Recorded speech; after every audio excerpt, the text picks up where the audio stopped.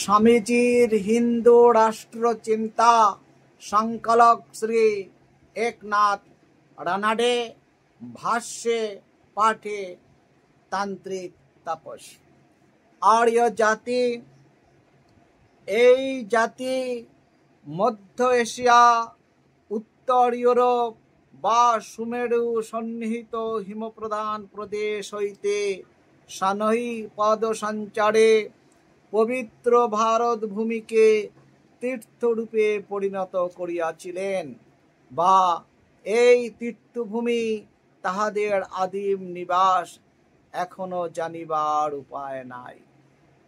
অথবা ভারত মধ্যস্থ বা ভারত বহির্ভূত দেশ বিদেশ নিবাসী একটি বিরাট জাতি নৈসর্গিক নিয়মে স্থান ভ্রষ্ট হইয়া ইউরোপ আদি ভূমিতে উপনিবেশ স্থাপন করিয়াছেন, এবং তাহারা শ্বেতকায় বা কৃষ্ণকায়, নীলচক্ষু বা কৃষ্ণচক্ষু, কৃষ্ণকেশ বা হিরণ্যকেশ ছিলেন।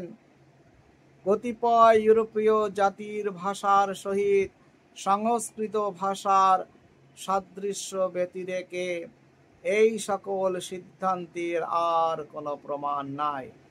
আধুনিক ভারতবাসী তাহাদের বংশধর কিনা, অথবা ভারতের কোন জাতি কত পরিমাণে তাহাদের সনিধ বহন করিতেছে, এ সকল প্রশ্নেরও মীমাংসা সহজ নহে।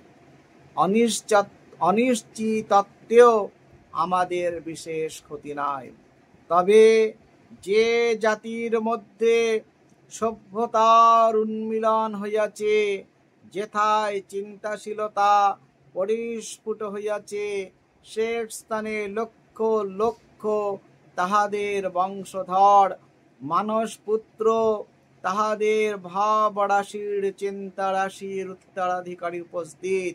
নদী পর্বত সমুদ্র উল্লঙ্ঘন করিয়া, দেশ কালের বাধা যেন তুচ্ছ করিয়া, সুপরিপুষ্ট বা অজ্ঞাত অনির্বচনীয় সূত্রে ভারতীয় চিন্তা রুধির অন্য জাতির ধমনীতে পৌঁছিয়াছে এবং এখনো পৌঁছিতেছে।